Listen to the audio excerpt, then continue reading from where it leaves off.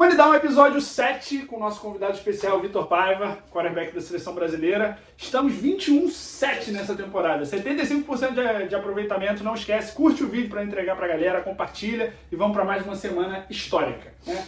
Falando em história, o Jets ganhou. Conta pra gente um pouquinho desse fato. Cara, era um jogo que eu achava que o Jets não tinha chance, porque os dois melhores jogadores do Jets não jogaram. Sauce Gardner e Garrett Wilson não jogaram. O Justin Fields ia ser bancado pelo Aaron Glenn, mas o Tyrod Taylor não pôde jogar com uma lesão no joelho. O dono do Jets falou que não dava para jogar com o Justin Fields. E mesmo assim o Justin Fields startou, jogou e virou um jogo que estava 38-24 para o adversário. São coisas que só acontecem com o Jets. Até para ganhar, a gente primeiro tem que quase perder. É verdade. E o Breece Hall correu para 2 touchdowns e ainda lançou para um touchdown, né? O touchdown passado do Breece Hall, eles falaram que a jogada tá desde o começo do ano. Aaron Glenn falou assim: Justin, você quer a jogada? Ele virou e falou assim: shit, it better work. Aí chamou, o Breece Hall olhou, não lançou, fez o pump fake. O jogador do Bengals volta para marcar o Mason Taylor, aí o Breece Hall decide lançar e o Mason Taylor recebe para TD. Mais uma vez, o Jets, até para acertar, tem que quase errar primeiro. Que loucura. E fico triste pelo Burrow, né? Porque o Burrow contava com mais uma vitória para ele poder voltar e ainda ter chance de brigar pelos playoffs. Mas o Bengals também, cara, defesa pífia, né? O Flacco fez o que o Burrow faria, eu acho, 38 pontos. Você fez 38 pontos. Contra o Jets foi um time que perdeu de 13-11 pro Broncos. Como é que você vai pensar que o Jets vai fazer mais de 38 pontos? A defesa do Bengals, ela deixou o Jets travar justamente quando ela precisava aparecer. E a defesa do Jets parou o Bengals quando ela precisava parar. A defesa do Bengals também tá com os problemas internos, né? O Logan Wilson tá pedindo para ser trocado, o linebacker deles lá, e nada resolve ali, eu não sei, inexplicável. Calor de primeiro round, teve aquele bafado todo no draft também, nem tá jogando direito, então... Ainda na AFC, o Colts, cara, que surpresa legal o Colts. Muita gente falando sobre Jonathan Taylor, mais um jogo com 3 touchdowns, tocou na bola 12 vezes, 150 jardas. Uma OL muito dominante dentro de campo, que está facilitando também a vida do nosso querido Daniel Jones. E a gente estava até conversando no off, como eles não têm recebedores expressivos, né, dentro do elenco, mas os caras estão jogando bola, né? Eles têm um tight end playmaker, o Tyler Warren está jogando bola, o calouro. A gente tem o Josh Downs trabalhando ali as rotas no meio, sendo a bola de segurança para o Daniel Jones. E o Daniel Jones estourando umas bolas também para o Pittman e o Alec Pierce, que são jogadores que estão jogando bola. Mas eu quero ver esse time mesmo contra o Chiefs. Na semana, daqui a 3 semanas eu acho que eles se enfrentam, e aí vai ser realmente a prova para saber se esse time é para valer mesmo ou não é. Mas assim, para valer a gente está vendo que o seu Patriots, toda semana a gente vem aqui e fala, né? Exatamente, cara. O Patriots tem jogado muita bola, né? O Drake May, impressionante, o segundo tempo dele com um rating perfeito. Cara, a ideia do Patriots é a mesma coisa que eu falo desse Colts. Eu acho que ainda precisa, mesmo a gente ter ganhado do Bills fora de casa, que é um desafio enorme, eu acho que falta a gente pegar um Lions, um Ravens, que é difícil de ganhar, o Chiefs, a gente ter a certeza mesmo que o time está encaixado, entendeu? Então, tipo, mas nos últimos, todos os anos que o QB teve 7 jogos com mais de 200 jardas, mais de 100 de rating e mais de 2 TDs, o cara foi MVP da temporada. O Drake May está em 7 jogos seguidos aí. Então, a gente não sabe o que vai acontecer, mas o Patriots está em boas mãos aí com o Drake May e o futuro é brilhante pra gente. Sem dúvida ele está nessa corrida pro MVP, ainda mais pelo jogo do Mahomes ontem com 2 interceptações. O Drake May se coloca aí nessa briga. Chamar atenção aqui porque você fala que não foi um desafio muito grande, mas a defesa do Browns é muito forte. O Myles Garrett teve 5 sacks no jogo, isso é surreal. E mesmo assim o Patriots conseguiu dominar, conseguiu principalmente andar o campo muitas vezes e produzir pontos. Quem não conseguiu andar muito foi o Cowboys, né? Que teve muita dificuldade contra o Broncos. Acho que até andou um pouco, que não parou o Broncos, né? O Broncos andou mais. Assim. O Bo Nix, ele jogou muito bem. O Dak jogou muito bem, como tem jogado esse ano, mas chegou no limite. E acho que uma coisa que faz diferença entre os dois times, os dois quarterbacks performaram bem, mas o Broncos correu com a bola, teve quase 200 jardas corridas, e o Cowboys quase não passou de 100, foi 100 e poucas jardas e com uma média muito baixa do running back número 1 do Cowboys. E aí fica tudo na mão do Dak mais uma vez, tendo que jogar para CeeDee Lamb e Pickens. Só que o Broncos tem 2 corners muito bons, o Pat Surtain e o Riley Moss. Então uma hora cansa, os wide receivers não conseguem mais ganhar constantemente. E aí acontece uma coisa com o Dak, ele foi sacado, o Boniro, que é o edge do Broncos, chegou, e aí chega no teto. Se a defesa não para e você não corre com a bola, o quarterback ele only can do so much. Vai fazer mais de 20 pontos, mas ele não vai conseguir ganhar esses shootouts como foi no jogo contra o Broncos. Ele foi interceptado algumas vezes nesse jogo, ele vinha numa série boa sem ser interceptado. Fica também aqui pior pro Broncos, porque perderam o Patrick Surtain de 4 a 6 semanas por lesão. Mas também encontraram ali um running back calor, o R.J. Harvey, né, de UCF, aquele baixinho, eu vi ele ao vivo lá em UCF, muito rápido, fez 3 touchdowns e deixaram o Bo Nix soltar a mão, né? Eles estavam controlando muito esse ataque, Sean Payton estava segurando muitos screens, muitas rotas curtas, dessa vez deixaram o menino Bo Nix soltar o braço, e é mais um time que eu quero ver contra o Chiefs, né? Porque duelo de divisão, jogando em Denver, deve ser difícil para o Mahomes ganhar essa batalha, né? Indo para o outro lado, para a NFC South, a gente teve o duelo de divisão Saints e Bucks, que eu fiz o jogo na DAZN. Cara, foi um jogo feio. O Baker que estava jogando muita bola, teve muita dificuldade contra uma defesa bem mais ou menos. Também é outro que tá na corrida para MVP, talvez. Só que ele tá sem o Chris Godwin, sem o Mike Evans, sem o Macmillan, que foi um wide que apareceu no ano passado. Então ele tá jogando com 2 calouros. Mac Ibuka, muito bom de Ohio State, e o Tess Johnson, magrinho, pequenininho de Oregon, mas também que tá jogando bola. E eles estão sem o principal running back. O Buck Irving também não tá jogando, então é muita lesão. Então assim, eu acho que o teto desse time ainda não chegou nem perto. Eles podem ainda ser muito bons, mas conseguiram uma grande performance defensiva contra os Saints, né? O Anthony Nelson teve 2 sacks, uma interceptação, a defesa forçou muitos turnovers, o Spencer Rattler foi bancado, né? Foi bancado. Logo na semana passada que eu elogiei ele. Mas eu vou te falar, ele me surpreendeu positivamente. Ele não jogou mal, que ele teve momentos muito ruins, decisões muito erradas, e aí complica. E aí entrou lá o outro calouro de Louisville, que tem 27 anos, que pô, tá de sacanagem, o maluco ficou a vida inteira no college. E aí agora chegou na NFL, mas não dá, não tem como. E era pra ter sido mais, o Anthony Winfield teve um touchdown que foi anulado e foi claramente... o Todd Bowles reclamou, falou que vai falar até com a NFL. Exatamente, era pra ter sido uma vitória muito, muito mais fácil pro Bucks. Mas é isso, eles vieram de uma derrota no Monday Night pro Lions, difícil, então uma short week aí pra eles, que eles conseguiram dar a volta por cima e vencer. Eles ainda têm duelos muito difíceis, mas eu acho que essa divisão eles vão levar fácil aí, porque o Falcons foi desastroso essa semana. Bem mal. E aí... Enfim, ficou fácil. Fala pra gente um pouquinho do Bills, que o Bills veio de bye week, enfrentou o fraco time do Panthers sem o Bryce Young, mas conseguiu dominar. Eu acho que teoricamente é o mínimo que o Bills tem que fazer, né? A gente fala quantos anos que o Bills vai chegando, sempre bate para chegar, sempre mais um ano de Super Bowl. Eles começaram essa temporada assim, né? Jogando muita bola, aí perdem pro Patriots. Cara, o Bills é um time que a gente sempre fica nesse corda-bamba, mas não sabe se vai, não sabe se vem, mas é um time muito forte. Todo mundo sabe disso, eu acho que com todo mundo saudável lá, é um time muito forte, sempre vem para brigar. Agora eles têm que consolidar isso até o final da temporada para chegar voando nos playoffs, que contra o Panthers é fácil mostrar o que veio, todo mundo meio que faz, né? Mas agora, para pegar o time mais forte, temporada, tem um jogo querendo não contra o Patriots fora de casa, que eles também vão ter que se provar que perderam o primeiro jogo. E pegam o Chiefs agora. Exatamente, agora é a Vera. Então, tipo, se eles ganham do Chiefs agora, com certeza eles vão se consolidar e falar assim, a gente chegou, talvez seja o nosso ano esse ano. Como a NFL, né? O Bills perdeu pro Falcons, que tomou uma surra gigantesca essa semana do Miami. Essa loucura desse looping da NFL que acontece, são as doideiras que não faz o menor sentido. O Patriots perdeu o Falcons, que tomou um shootout do Panthers, que tomou a massa do bicho. Não existe. Mas assim, mérito pro James Cook, teve um jogo da carreira, produziu muito, acabou com o jogo.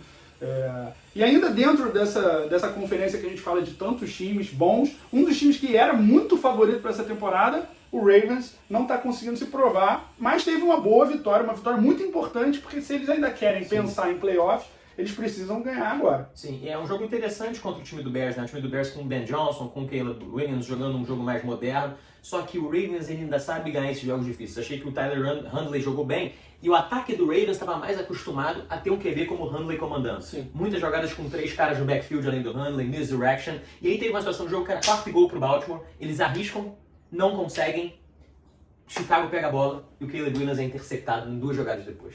Ou seja, estava 16-13, era o Bears pegando para drivar e a defesa do Ravens falou assim, não, eu vou ganhar esse jogo. E agora 2-5, quinta-feira Lamar contra Miami no Thursday Night e essa divisão AFC Norte, para mim, está completamente aberta ainda. Ainda mais depois da derrota dos Steelers, que a gente vai falar mais à frente. Falar também do Texans, a gente nunca fala do Texans, que é um time que é muito incerto, muita incerteza lá em Houston. Conseguiu uma boa vitória contra o time do 49ers, que você está bem na temporada, mas assim, sem o Fred Warner, eu acho que eles perdem muito defensivamente. Purdy também. E eles conseguiram ficar 43 minutos com a posse da bola. Isso foi muito importante para eles tirarem o ritmo ali do ataque do 49ers. Eles conseguiram correr mais com a bola, entregaram mais a bola para o Nick Chubb, porque a gente sabe que ele não está mais no prime, mas, cara, ele ainda consegue produzir. E eu acho que quando o Joe Mixon voltar, também ainda vai ser um ataque forte. Mérito aqui pro CJ Stroud, que ele conseguiu lançar a bola para 10 alvos diferentes. Isso é muito doido. Eles estão sem o Nico Collins, não jogou, e mesmo assim eles conseguiram produzir para 10 alvos diferentes. Ele lançou para mais de 300 jardas, teve um jogo sólido. E a defesa é muito forte de Houston, né? Cara, eu acho que o que impactou muito nesse jogo é que o 49ers não tá conseguindo pressionar mais o quarterback, que a gente vê há anos o 49ers fazendo bastante. Sem o Nick Bosa, né? O Bosa tá fora da temporada, eles não estão conseguindo encontrar a forma. Cara, essa linha ofensiva do Texans, querendo ou não, é bem fraca. Tem um calor de left tackle e trocaram o Lauren Tunsil, trocaram o guard. Então, tipo assim, cara, muita coisa tá faltando ali, entendeu? Então, e mesmo assim, eles não conseguiram dar pressão. O CJ Stroud conseguiu jogar muito bem. E essa é o que você falou, né? A defesa do Texans, a dupla de pass rush, talvez uma das melhores da NFL, se não a melhor, né? Que é o Will Anderson Jr. e o Daniel Hunter. Eles têm jogado bem essa temporada. E os outros jogadores impactando muito, a secundária é forte. O segundo anista, Kamari Lassiter, teve até uma interceptação no jogo.